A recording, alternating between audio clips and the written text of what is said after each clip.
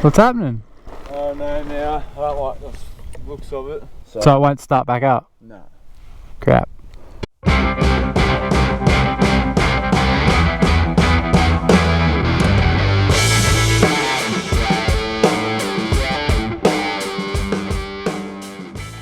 G'day everyone, and welcome back for part 9 of our Cape adventure. We start this one from the little town of Ainslie, which was a great place to spend the night. Of course, we were heading south again, and it was set to be a decent day for both of us. A mix of dirt and tar and a camp spot by Lake Buchanan for the afternoon. At least, that was our plan. We knew today was going to be a big day, but neither of us could have imagined how our day would actually pan out. Again. But yeah, Ainslie, beautiful little place. Saturday night, pub got a bit rowdy last night. Probably a few sore heads there. Back out on these beautiful dirt trucks, heading south.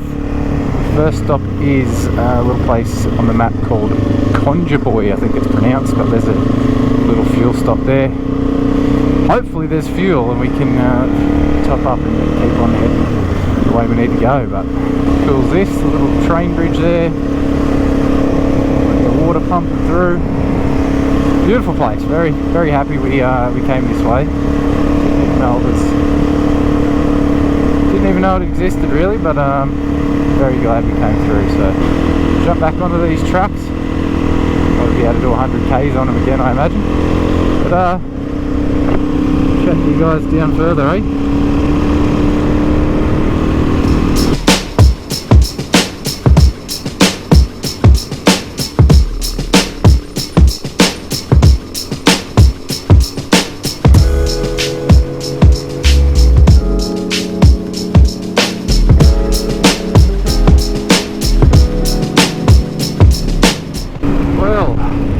Development Road, south from Ainslie. Terrible. Corrugations everywhere, washouts everywhere. But from the north of Ainslie up to Mount Surprise, that was much better yesterday. But nothing you can do. I'm at the end of it now. Just wait here for Lance. And we've got a kilometre down the road to Oasis Roadhouse. Get some fuel. Not much here. As long as there's fuel, be good. How are we looking? Yeah, well it says Visa MasterCards accepted. Well, let's just hope there's fuel in the ground, right? Lucky. Or we'll be going with diesel. Got our fuel sorted. We've got a 355k stretch for the next fuel down at Torrens Creek. And I've got 11 kilometres before I tick over 3,000 kilometres on this trip. So we're getting it done. Got about 100 clicks of blacktop to go, so see you guys when we hit the dirt, I reckon.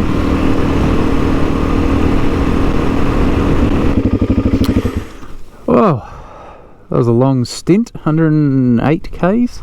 I think this is the right one. We'll see what Lance says. I thought he said it was further down the road. This is the one I put in my map, so we'll see what he says when he gets here. But Gregory Springs Road, pretty sure this is the one that takes us all the way out to Pentland through all some backtracks.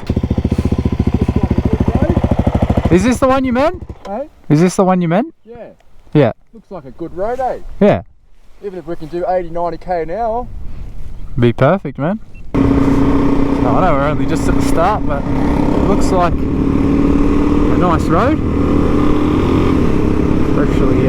Freshly graded, possibly. But who knows, it goes for a fair while. It can turn to absolute garbage. Let's put elevation on my Garmin. We're at just under 900 metres, so it's got a bit cold. Definitely come up a little bit since where we've been the last few days. So I didn't know it at the time, but this would be the final moments on this trip where I would get to see Lance's bike, or Sally as he likes to call her, running under her own steam. Our plans for the day were about to take a massive change. So I've been sitting here for a good 15 minutes, I reckon. I just stopped at this fork in the road just to wait for Lance. He slowed up just as we got on this road, and I looked back and he kind of waved me on, saying he was fine. Or at least that's what I thought he did. But Doesn't come through, so I don't know what's going on. I didn't really want to go back because I want all the fuel I can get to this next stop, but I don't know, it's not like him to stop for so long, so I better go back and find out what's going on. Here he is. What's he doing? What's happening? Oh no, now I don't like the looks of it. What happened? Well, when I was going like you like. I thought you went like, oh good, sorry. Came here and it just started, whoa, like, oh, no petrol. Look down, plenty of petrol. And then it just started revving those tits off without me touching the accelerator.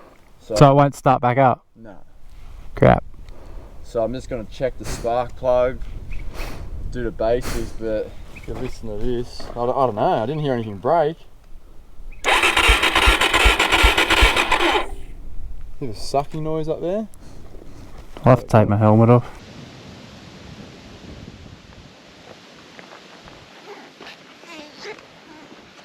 So guys, as you would have seen, I've caught back up with Lance, checking over his bike here. He said on the way in, we're only a couple of k's in off the bitumen down there, he said his bike started spluttering, kind of like a bit starved of fuel or something like that, revving its head off. So he just shut the bike down, pulling it apart now, just checking over the basics of what we can, and then see if the thing wants to fire back up again. It just won't start. Wouldn't start before. Yeah, check the basics, see what we can do, go from there. Hopefully we can get it sorted and keep on moving, but we'll keep you updated anyway.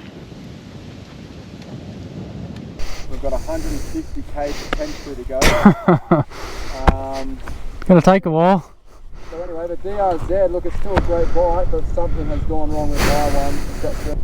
Yeah, and then let me take something useful. Righto.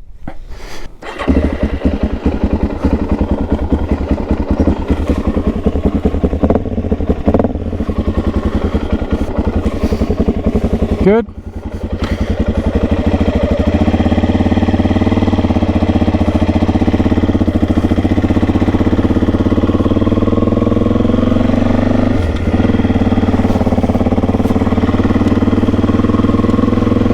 Alright, I am towing Lance, second gear. It's going to go to the main road for now and then we'll reassess and see how he's going. Maybe I could go faster, but or maybe we'll try third here. He's all good for now. But yeah, 155 k's from here to the next town of Hughenden, I think it might have been pronounced or spelt, but it's south a fair bit still. Yeah, it's going to be a long old afternoon. It's 12 o'clock on the dot now, but no other options really. That's all we can do. Tow this bike back down there and hopefully get it sorted for Lance. I don't know, there's just so many options, and yeah, we don't know what's going to happen yet, but it's a Sunday, so probably be no one open anyway.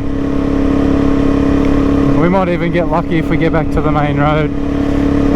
Maybe there might be someone going past with a trailer or a truck or something, but we'll just see what happens. So far towing is going okay. I had never towed another bike like this before, but I think I'd rather be doing the towing over being towed. It took us a little while to get the hang of it, but eventually we were able to sit around 60 to 70 kilometers an hour. It wasn't happening fast, but we were getting there. We came across one four-wheel drive with the trailer, but it was full. Apart from that, all other traffic was heading in the opposite direction. We also had to stop a few times along the way to give my bike a rest. It was working hard and I could feel it getting hot. But she hung in there, and after 3 long hours, we finally arrived in the town of Hughenden. But finally, the last 10-20 k's have been very stressful. The bike has worked hard. She was feeling very hot. She needs a break, that's for sure.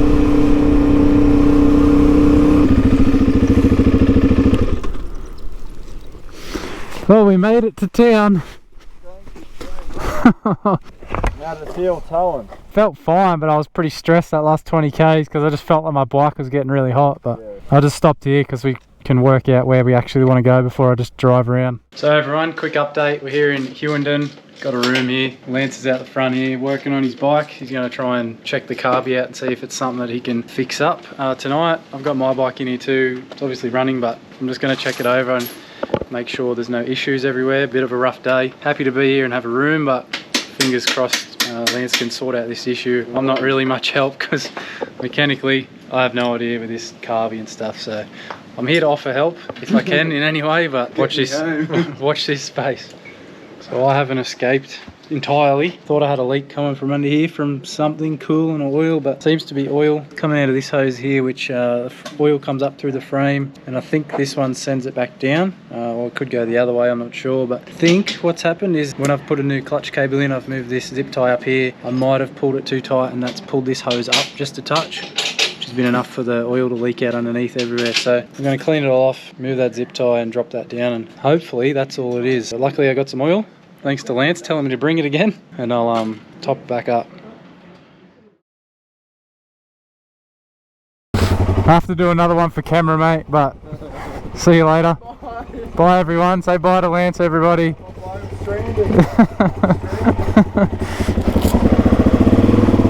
See you, mate. What is this, day 11? Leaving that Royal Motel. I'm leaving old Lance behind. It doesn't feel right. He said I should push on.